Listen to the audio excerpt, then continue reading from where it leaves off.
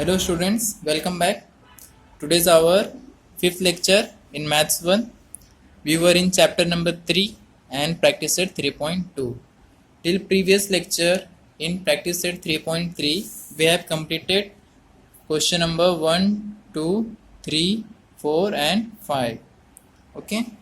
In this lecture we are going to solve question number 6, 7, 8, 9. We will try to complete it. Okay. Before going to solve question number 6, 7 and 8, 9, you should remember what is the formula of summation of n term, that is Sn, formula of Sn and Tn. Okay तो एक बार मैं लिख दे रहा हूँ Sn और Tn का formula. Sn equal to n upon 2 a plus n minus 1 d. It is the formula of Sn, that is summation of n terms. After that Tn, formula of Tn a plus n minus 1 d.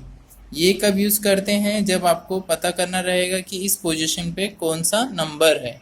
ठीक है, तो Tn का use करेंगे.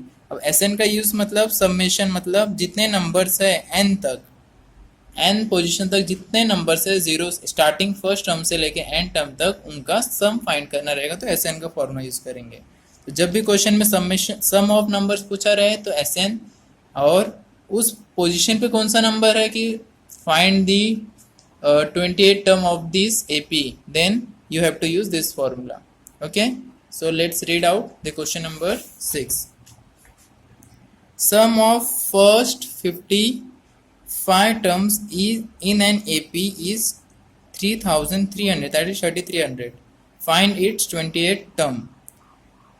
सम of first 55 term. सबसे पहले तो आपको सम दिया है 55 टर्म्स का 3300. ठीक है, उसके बाद फाइंड क्या करना है? 28 टर्म. जब भी आपको 28 टर्म फाइंड करना है तो इसमें कौन सा ऑब्वियसली फॉर्मूला यूज होगा? Tn का. और इसमें सम बोला है तो इसमें कौन सा यूज होगा? Sn का. तो सबसे पहले फाइंड क्या करना है वो आपको पता रहना चाहिए. फाइंड करने के लिए क्या क्या रिक्वायर है वो आपको पता रहना चाहिए. तो सबसे पहले Tn का फॉर्मूला लिखेंगे 28 टर्म के लिए. उसके बाद सम ऑफ जो दिया है वो, तो सबसे पहले गिवन लिख देते हैं. क्वेश्चन नंबर 6 क्या क्या गिवन है?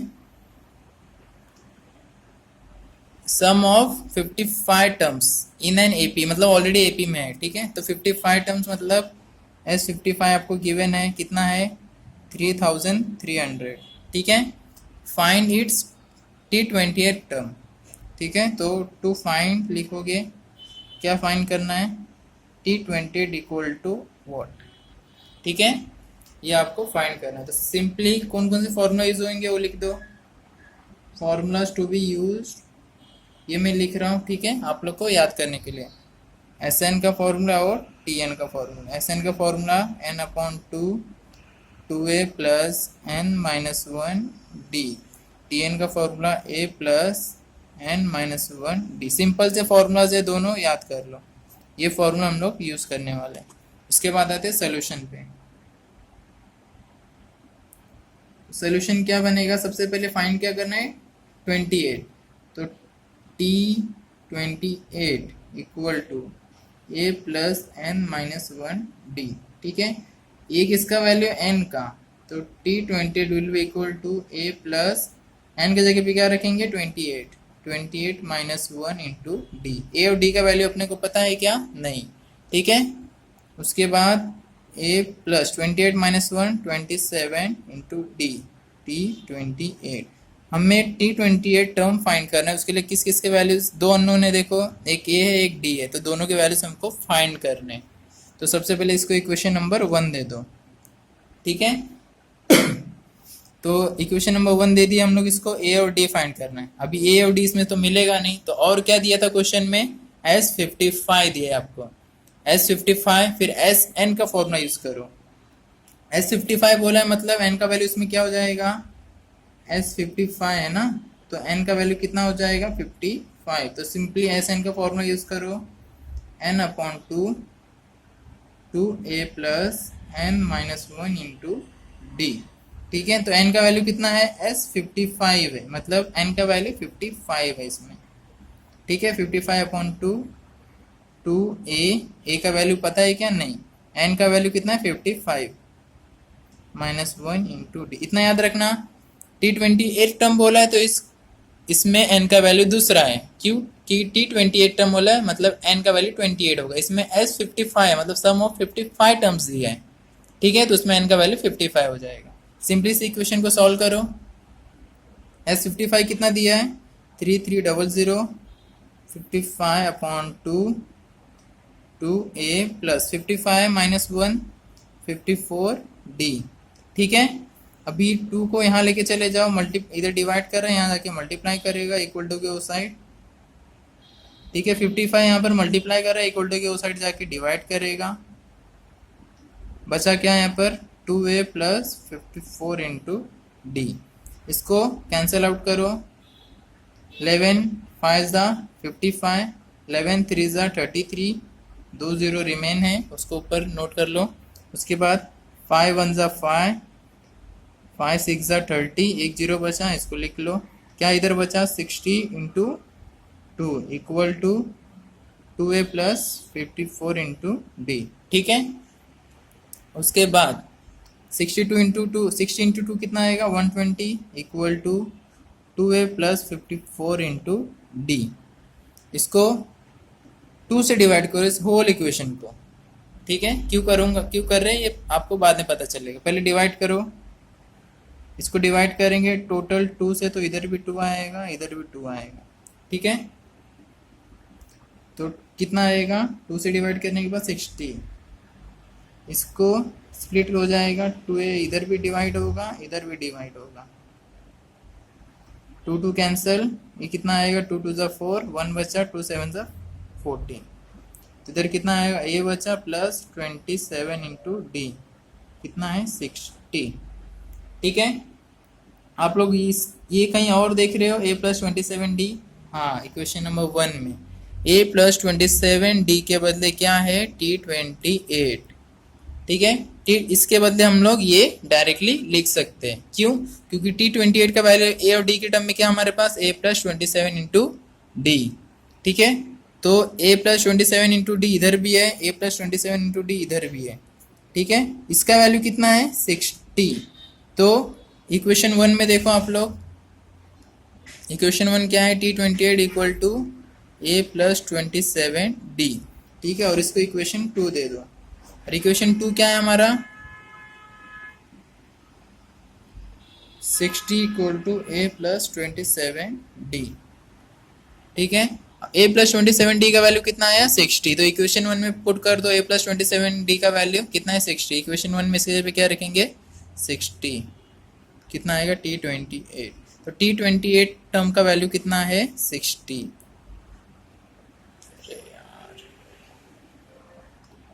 वापस देख लो, हाँ ये इक्वेशन 1, क्योंकि मैं गलती से छुप गया था कैमरे के पीछे, तो यहाँ ध्यान दो। T28 का value a plus 27d equation number 1 है इधर, ठीक है, ये पेज पे, हाँ। उसके बाद a plus 27d into equal to 60 है, ये हम लोग ने फाइंड किया था कैलकुलेट करके यहाँ, ठीक है। इक्वेशन 2, तो इक्वेशन 2 का जो वैल्यू है उसको इक्वेशन 1 में पुट करो। a प्लस 27d का वैल्यू 60 आया, तो इक्वेशन 1 में a प्लस 20d के बदले 60 रखो, तो T28 का कितना आ जाएगा वैल्यू 60। तो हमारा 28 टर्म इज 60, ठीक है। इतना सिंपल है ये। सिंपल कैसे हुआ, क्योंकि आप लोग को जो गिवन है उसका उस वैल्यू का यूज करने आना चाहिए, ठीक है। उसके बाद क्वेश्चन नंबर 7, क्वेश्चन नंबर 7 आपको बताऊंगा, क्वेश्चन नंबर 8 आपका होमवर्क रहेगा, ठीक है। 8 क्या है होमवर्क, दोनों सेम एज इट इज है, बहुत सिंपल है। क्वेश्चन नंबर 7 रीड आउट करो। In an AP sum of 3 consecutive terms is 27। कोई AP है, एरिथमेटिक प्रोग्रेशन है, उसमें सम ऑफ 3 कॉन्जिक्यूटिव मतलब कंटिन्यू, जो एक के बाद एक कंटिन्यू आते रहे, ठीक है। उन टर्म्स का समेशन कितना है 27, मतलब तीनों को प्लस करेंगे तो हमें 27 मिलेगा। एंड देयर प्रोडक्ट इज 504, मतलब उनका मल्टीप्लिकेशन करेंगे तीनों टर्म का आपस में तो 504 मिलेगा। फाइंड दी टर्म्स, और टर्म्स कौन से हमें फाइंड करने, और आपको नोट भी दिया है। Assume that 3 consecutive terms in AP are a minus d a plus d। जब भी आपको 3 कॉन्जिक्यूटिव टर्म आए तो always use this terms, A minus d ए आणि एंड ए प्लस डी। ठीक है, आपको ऑलरेडी गिवन है 3 कॉन्जिक्यूटिव टर्म को अज्यूम करना है, ये तीनों, पहला टर्म, दूसरा टर्म, तीसरा टर्म। ठीक है, तो सबसे पहले स्टार्ट करते हैं सॉल्विंग।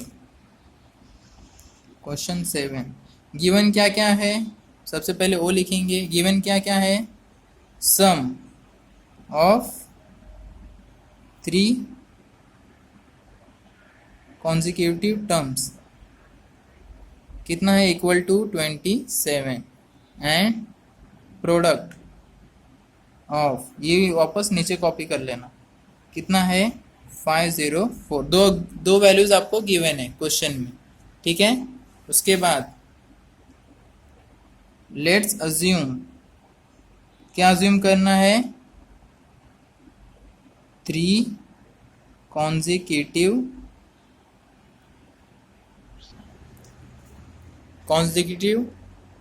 टर्म्स जो आपको गिवन है वही अज्यूम करो। क्या क्या, ए माइनस डी, ये पहला टर्म, दूसरा ए, तीसरा ए प्लस डी। ठीक है, 1 2 3, ये तीनों टर्म्स आप लोग अज्यूम करो कि ये कॉन्जिक्यूटिव टर्म्स है जो क्वेश्चन में गिवन है। ठीक है, उसके बाद according to first condition, first condition क्या है, सम ऑफ 3 कॉन्जिक्यूटिव टर्म्स 27। आपको फाइंड क्या करना है, ये तीनों कॉन्जिक्यूटिव टर्म्स के वैल्यूज। ठीक है, उसके लिए ए का वैल्यू पता रहना चाहिए और डी का वैल्यू पता रहना चाहिए, तो आप लोग तीनों फाइंड कर लोगे। तो सबसे पहले फर्स्ट कंडीशन यूज करो, by first condition. What is first condition, sum of 3 consecutive terms is 27, therefore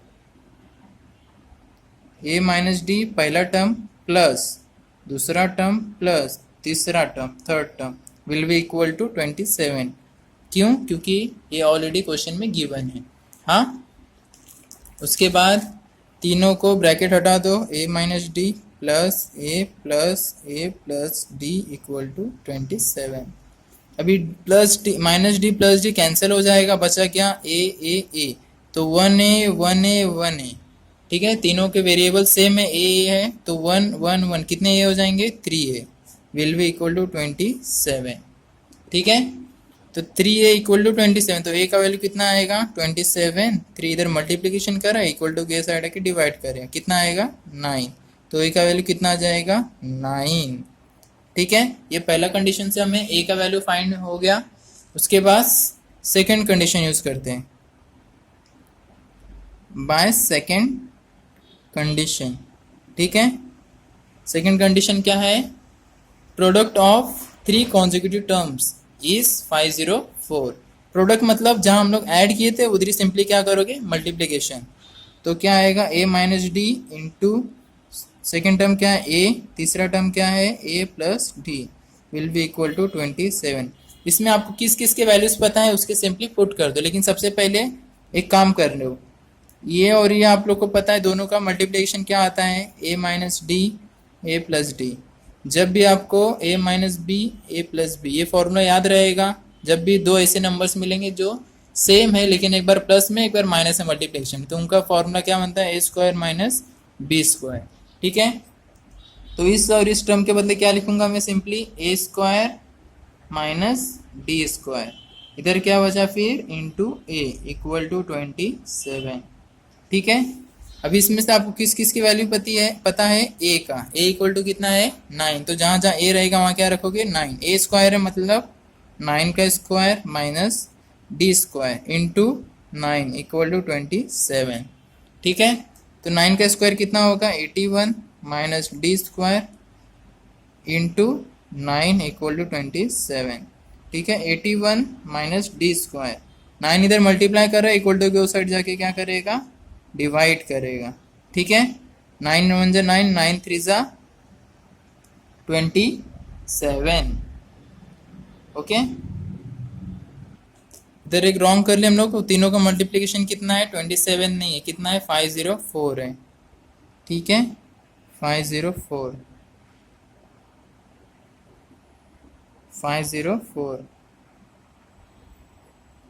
simply 504 divide by 9 आएगा, इसको डिवाइड करो, कितना आएगा 9 5 जा 45, कितना रिमेन हुआ 50 माइनस 45 किए तो 5, और 5 4 कितना हुआ 54, तो 9 6 जा 54।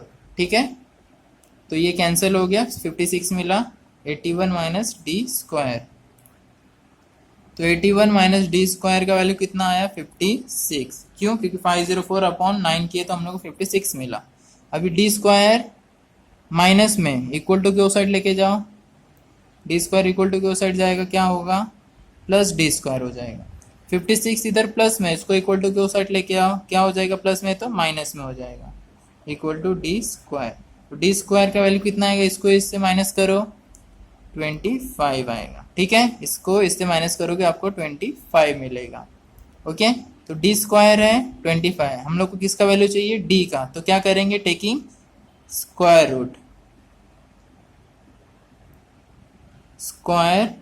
Root on both sides. ठीक है, बोथ साइड में स्क्वायर रूट लेंगे तो d square will come into square root, therefore 25 will be also in square root.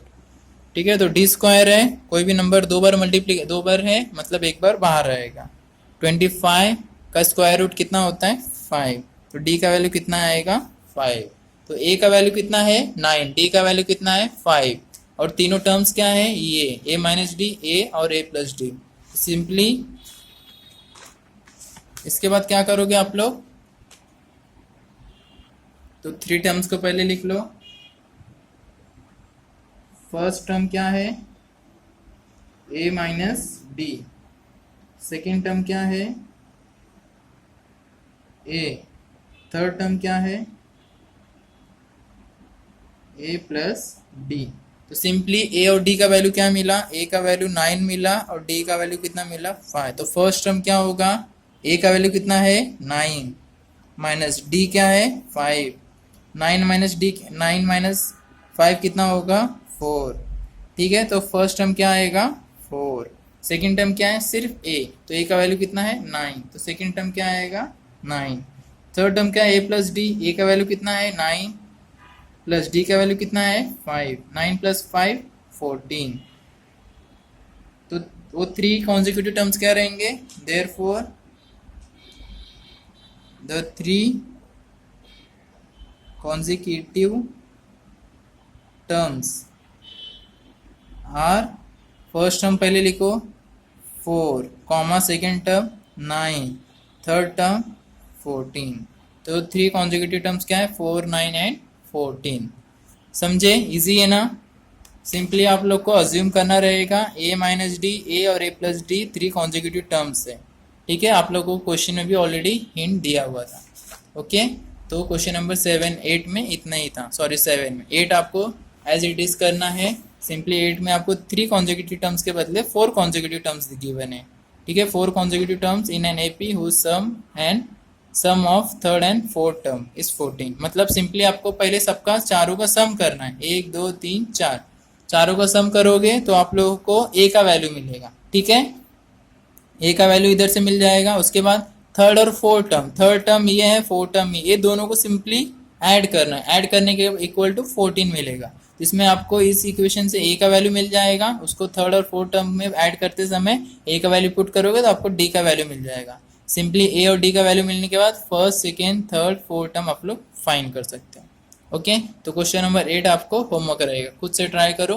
Okay, नहीं समझेगा तो पूछो, लेकिन गाइड से कॉपी मत करना। ठीक है, उसके बाद क्वेश्चन नंबर 9, क्वेश्चन नंबर 9 थोड़ा टिपिकल है। ठीक है, टिपिकल क्या इजी है, बहुत इजी है, लेकिन आप लोग के पास माइंड रहेगा, आईक्यू लेवल हाई रहेगा तो ही कर सकते हो। तो क्वेश्चन नंबर 9 में यहाँ पर छोड़ रहा हूँ। ठीक है, जब आप लोगों का रेगुलर क्लासेस स्टार्ट हो जाएगा तो उसमें आपको क्वेश्चन नंबर 9 बताऊंगा। आप लोग खुद से ट्राई करो, आ गया तो और अच्छी बात है, लेकिन मैं सामने से पढ़ाऊंगा, फिजिकली प्रेजेंट होके तब पढ़ाऊंगा। ठीक है, आज के लेक्चर के लिए इतना ही। उसके बाद नेक्स्ट लेक्चर में मिलते हैं 3.4 में।